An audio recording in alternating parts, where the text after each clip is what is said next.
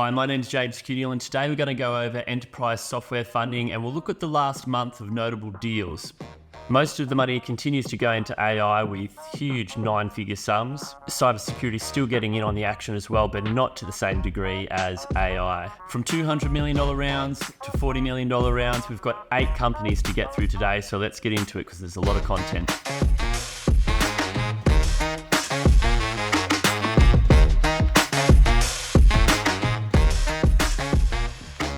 Now, first up is a company called Imbue, who raised a massive $200 million Series B round. Imbue are a foundational level AI company, so building the models and training the models on huge sets of data to get that foundational level that you can start to build things on top of. It takes a huge amount of resources to do that. It's very difficult to do, and that's why we see these companies raising huge amounts of money.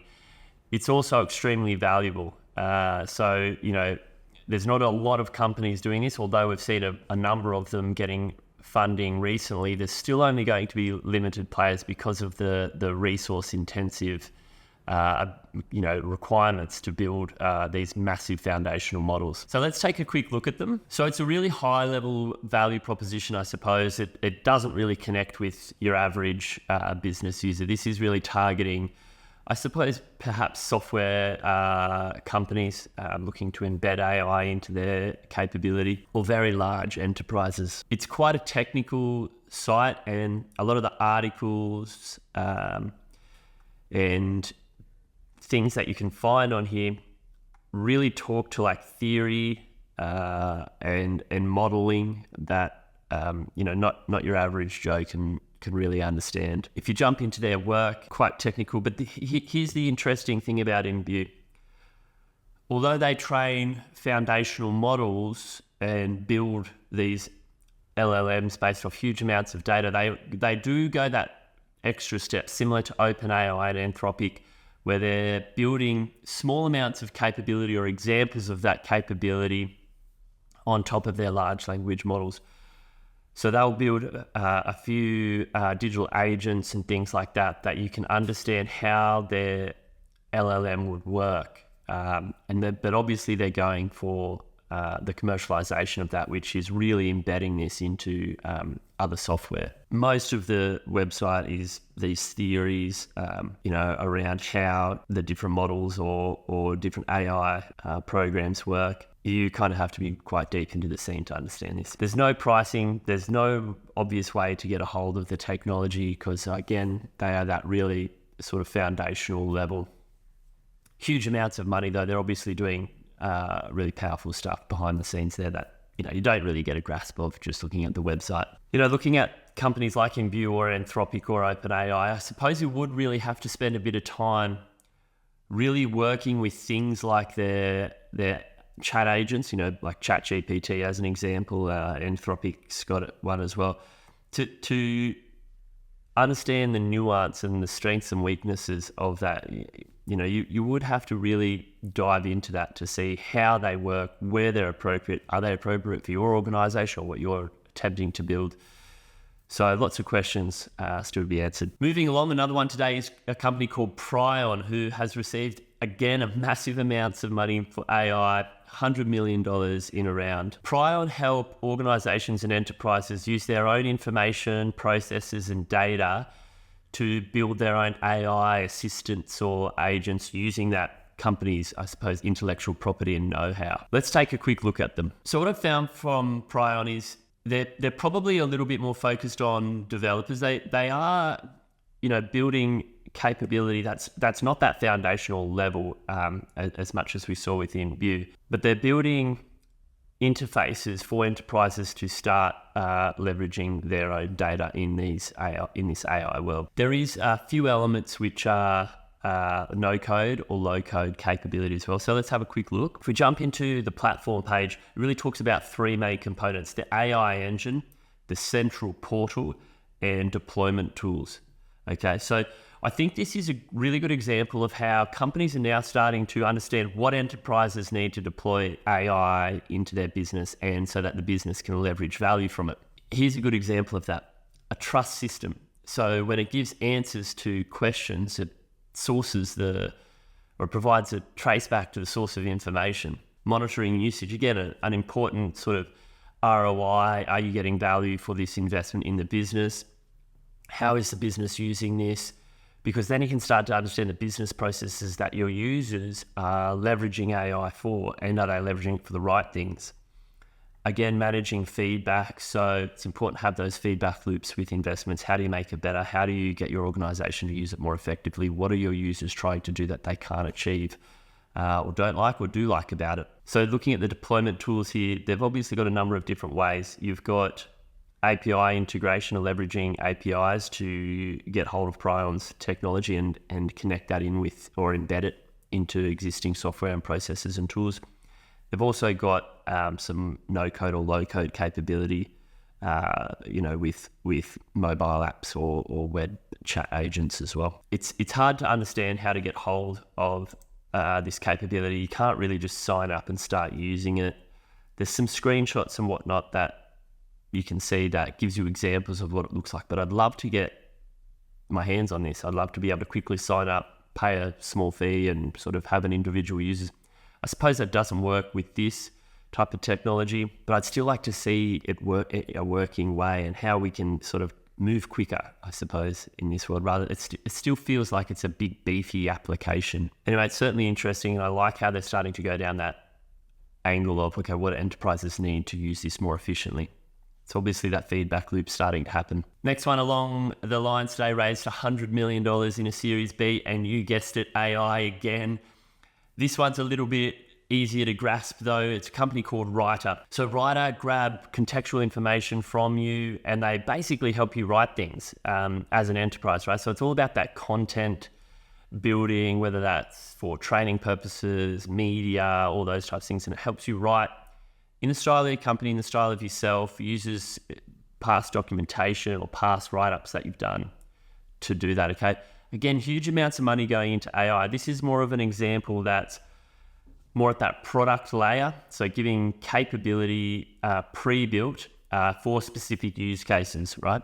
It's a very simple value proposition as we jump through the website. It talks you exactly through how it does it, the different use cases, product use cases, support, marketing, learning and development, really clear. So, as you can tell, it talks about things like branding, inclusivity and compliance, and how you're messaging within an organization, whether that's external, internal, that needs to be always in line, right? You can't sort of have people writing things that don't align with the values of the business or the way the business wants to talk about itself. So that's a really cool thing about this. It's obviously got business and enterprise capability where you can have multiple people and teams working on and collaborating on writing, and then it leverages that sort of organizational knowledge. Really easy to get started, basic pricing, very reasonable pricing as well to get going. I've had a quick go with it. I'm going to have more of a test round and play around with this, because I think this can add a lot to working life. Excited to see where it goes. So that's $400 million in 3 companies purely based around AI. Now the scale is just at a different level.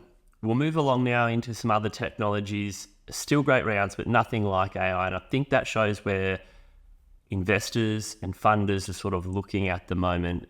There's a lot of money moving towards that space, and I feel like the market is starting to open up a bit and getting excited with these large rounds that are coming out. However, the next one today is a company called Gutsy, and this is a cybersecurity company. Gutsy has raised a massive $51 million in a seed round. Now, this product, it looks like it's sort of focusing more on that CISO angle rather than the analyst level, right? Let's have a quick look at them. Very colorful website for a security company. So it really talks about your people, processes, and technologies and the outcomes that they deliver. So again, when I talk about the CISO, it's at that executive level, getting a grasp of the business, helping decisions getting made.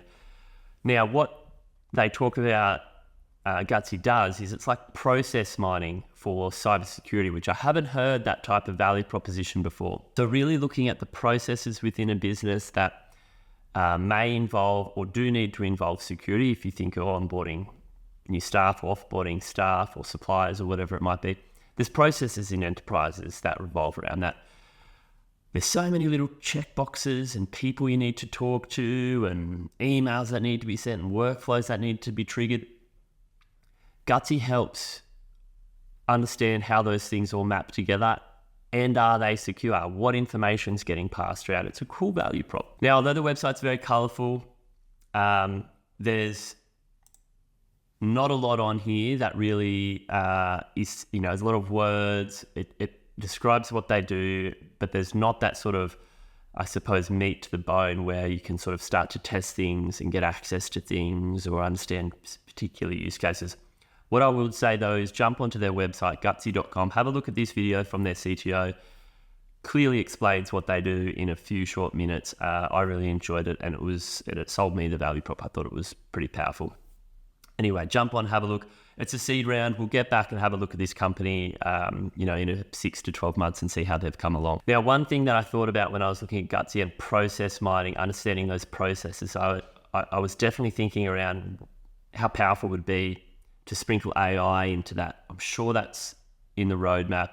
That's probably why they've got a massive seed round as well. They're sort of showing those investors where this technology and product can go with the inclusion and embedding of AI into there. So we'll keep a close eye on that. I think could be some really cool stuff coming in the future. Next one today is a company called Observe, and they've raised $50 million in a Series A. Now, a new player in the monitoring and observability market. Think of companies like SolarWinds as an example. They're going after this space. Let's have a little look at what they do and why they differentiate, because I wasn't expecting to see like a big funding round for a company into what I would probably say is a fairly mature space, been around for ages, right? So let's have a little look. What they're saying is their differentiation, and we can see why they've raised such a good Series A round. So Observe really talk about they're trying to differentiate themselves by not just doing monitoring, but they're doing observing, and I'm not sure the exact difference between the two there. What I would say though is that they're really talking about using AI, surprise, surprise, to enhance their ability to provide context around the monitoring or observing there. So rather than humans getting alerts or triggers or looking at logs, there starts to provide some context. I'm not sure if it goes as far as recommendations. Let's have a little look through them though and what they're talking about. So it really talks through some of the architectural or the platform build components, context built in, interesting, huge data retention, which can be important for cybersecurity if we know that the bad actors these days can sit in environments for a really long time. So there's a number of differentiations that they're talking about here that's setting them apart from their traditional, I suppose, mature market competitors. Better search, I assume that's with some AI capability, better alerts, better dashboards. I do find it difficult that you can just say your stuff's better. Now let's have a little look. Free trial, which is good. No pricing. I mean, this type of product should probably have pricing, right? There's copious amounts of competitors in this space, I'd imagine. So, yeah, I would have liked to see some pricing. It is a big round though, so there's probably stuff under the hood that we're not seeing here, or capabilities that we don't have time to dive into that means that they're getting that round. At the end of the day, the people that are funding these companies are doing the due diligence, and they're doing it much more sophisticated than what we are here as well, right? Because they're spending big dollars. So we'll keep an eye on this. I think this could be sort of an interesting one because big funding round, mature space. Could this be the next wave of that space? We'll wait and see. Next company today is a company called Upwind. Now, Upwind are a cloud security company. Think of Wiz, and we've seen quite a lot of these come out at the moment. Upwind have raised $50 million in a round, so a big round, and I'd imagine this type of money is pouring into this space. There's quite a few, like we saw one that I did a few weeks back called Gutsy Security as well, very similar. I'd imagine there is a huge, it's kind of a race into this scene at the moment. because there's going to be acquisitions happening across the board from the bigger players and the consolidation in that cybersecurity industry. We saw CrowdStrike go into this space a month or so ago with their acquisition of Bionic AI. Again, looking at that cloud security space. So a bit of funding going into there. I don't know if that's kind of opportunistic, so to speak, expecting an acquisition in the next 2 to 3 years. You know, as opposed to Sweet Security, Upwind have a bit more to their story and a bit more capability that I can see. That's why they've got a really decent round. Let's have a quick look. Again, it's talking about this CNAT capability and being in the runtime environment rather than just at an infrastructure level. Some cool demo or sort of screenshots of what they do. Love these little diagrams. It sort of shows the complexity in mapping. And I suppose this is where it sort of highlights issues within an architecture. Looks like it's a pretty good user interface too. Now, love all these acronyms, CWPP, CDR, CNAP. There's so many in cybersecurity. It's just never ending. Hard to keep up with them all. Here we go. More CSPM, CIEM. But look, this is quite a comprehensive platform, right? And I think that's why they seem to be doing okay and a good round for them is it's quite extensive from a cloud security perspective. Anyway, again, there's no pricing. You have to get a demo, and I expect that'll be interesting to see how much these types of software products sell, because it is getting a little bit competitive in that space at the same time. As a buyer, I'd imagine there's quite a few options that are looking quite cool at the moment, and you could use that as a good point of leverage if you're acquiring this product. But it looks good. I'm not sure how much differentiation there are between the different competitors. Anyway, we'll keep an eye on this one. Next one today is a company called Pulumi, who has raised $41 million in a round. Pulumi is doing open source infrastructure as code. Now, like other open source technologies, the commercial aspect of this is they wrap enterprise capability around it. So deployment models, collaboration type things.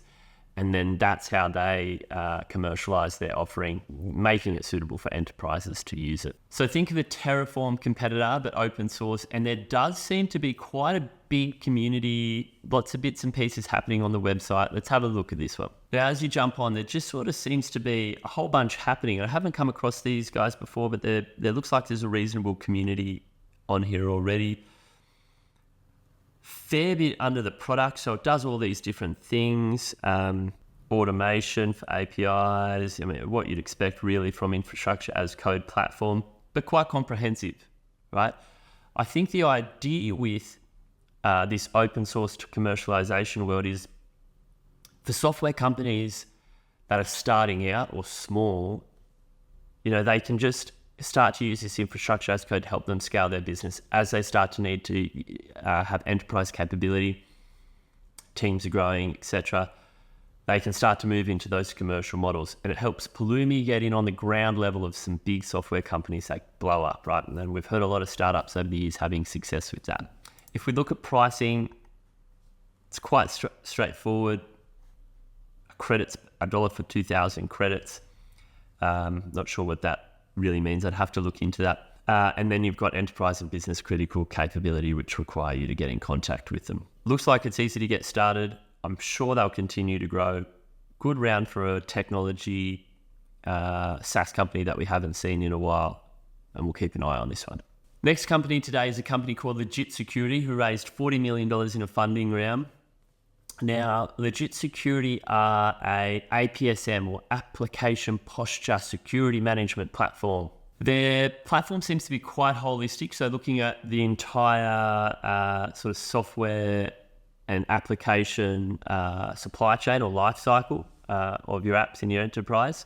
Let's have a little look at their website to get a bit of a better understanding. Now, the positioning here, which is a little different to what other ones we've seen in the last few months, is they're really talking about both at an application, so a SaaS level, but also through to the code level. So a bit more holistic, right? So take, because you both buy and build in an enterprise, and you integrate these things. So it's important to have coverage across all of those things when you're talking about your posture management. Again, jumping on this bandwagon where we've seen a fair bit of money over the last few months going into the supply chain of software and applications in an enterprise, you're getting a good round for it. So it helps deliver software at scale, but doing so securely, right? So making sure, whether you've done customizations on top of existing applications, you've built your own stuff, or you're deploying SaaS into the business, making sure you're doing that in a secure way. Anyway, they're only a couple of years old, so it's big money and probably a whole lot on the roadmap. So we'll keep an eye on this one. Anyway, that's it for today. Again, AI dominating the dollar perspectives, huge amounts, 9-figure sums across 3 big AI-based companies. Very exciting time for enterprise software. I'm really feeling like the software that's out there at the moment that we're seeing funding is innovative, new, and offering something different, not just competing and doing the status quo. Anyway, thanks for watching the video. We'll be back next week with more updates in the funding world of enterprise software.